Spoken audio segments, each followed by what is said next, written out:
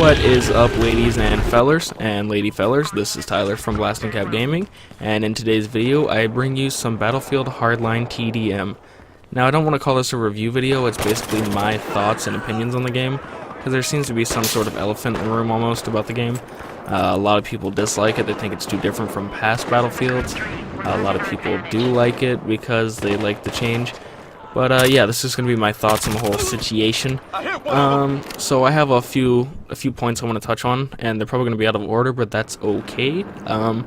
So starting off, I want to talk about the graphics. So one of the main complaints I've heard is just the graphics are way too cartoony, and even Tim here at Blasting Cap Gaming feels the same way. I, however, disagree. I agree to some extent, but if you look at the sky, it looks amazing. You look at the ground, the bushes, the rocks, it all looks amazing. Maybe in the hands it looks a little cartoony, some of the colors are too saturated, and maybe there's not enough shading in the hands, but everything around you looks incredible. So I don't see that being an issue. As you can see here, it's slightly dark, but that's just my settings on my TV. I have to change that. But yeah, I don't see the graphics being an issue. Maybe in the betas, because I heard they did completely remaster the graphics because of those complaints. But it all looks fine to me. So, moving on to the next point would be the registration and the gun equality, I guess I'll call it. The gun balancing, if you will. So, we all know with any shooting game, especially online, the guns can be easily unbalanced. Some are overpowered, some are underpowered. They have to put out multiple software updates for it. I feel right out of the box that this game is perfectly balanced. I don't feel that if I use a submachine gun I'm disadvantaged. I don't feel like everybody else is going to mow me down. I don't feel like I need an assault rifle to do long distance shots. Like I can do them perfectly fine with this MP5 that I was using.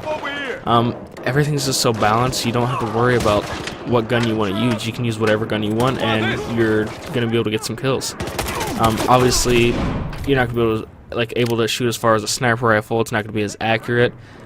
Each weapon is going to have its own power and stuff like that, but it's more balanced. It's not like past Call of Duties before they updated them, where if you use a submachine gun, you pretty much don't stand a chance and you're just going to get killed.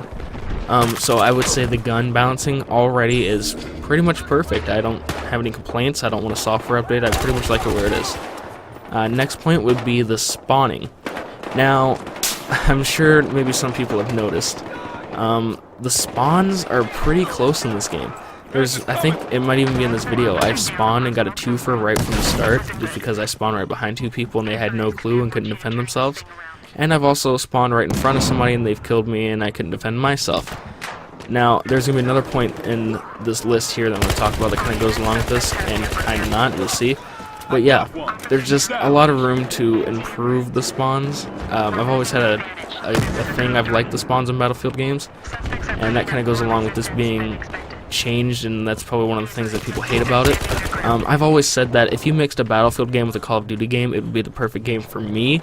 I like the fast-paced gameplay of Call of Duty games, but I like the realisticness and the sounds and the theatrics of Battlefield games. Now, these maps are smaller in a way, but not so small that these spawns have to be so screwed up like they are. And that's gonna take me to the next part, is these maps are pretty big, most of them anyways. A lot of this video was cut, and that's just because I was running around the map in circles trying to find somebody to kill, or just get killed for that matter, just so I have some interesting gameplay. And I just had to cut out like 2-minute segments just because it's just me running around trying to find people. So if you're gonna have somewhat decently spaced maps, at least fix the spawns. But the maps are really fun. I really like this whole abandoned town here and stuff like that. I really like that. It's a good change up from, industrial type map settings and stuff like that in jungles. I really like, I really like urban warfare, I guess you would call it. It's a lot of fun. Now, another thing, I don't know if just me not taking the time to learn it, or if I'm too used to other Battlefields. The menus on here, at least in-game, like when you're trying to swap around weapons and stuff like that, they're just so confusing to me.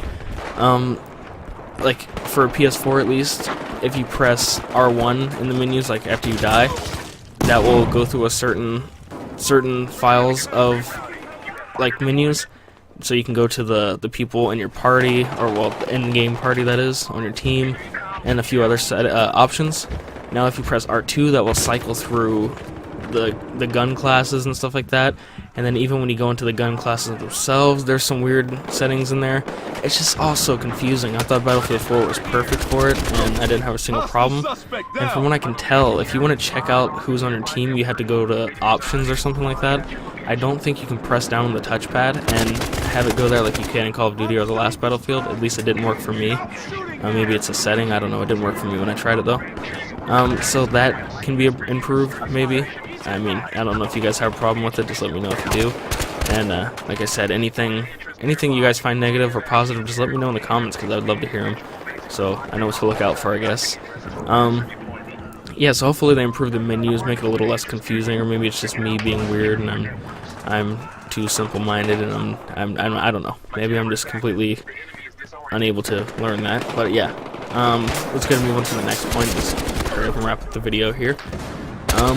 I really like the whole money system. So anytime you get a kill or you rank up or something like that, you earn a little bit of money. You use your money to unlock weapons. You buy the weapons. You buy the attachments. Anything like that.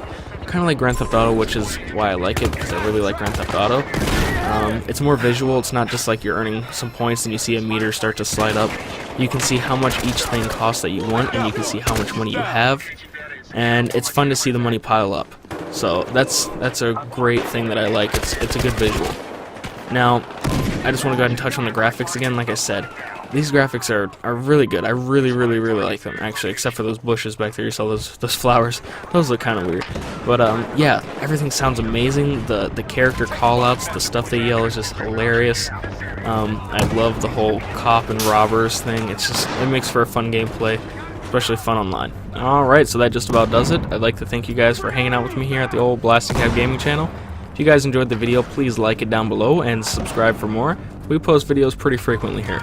So I'd like to close the video by saying, if you're on the fence about buying this game, you don't know if it's going to be worth the money or if it's going to be any fun, I was the same exact way and I ended up loving it, so I would say take the leap. So thank you guys for watching, and I will see you in the next one.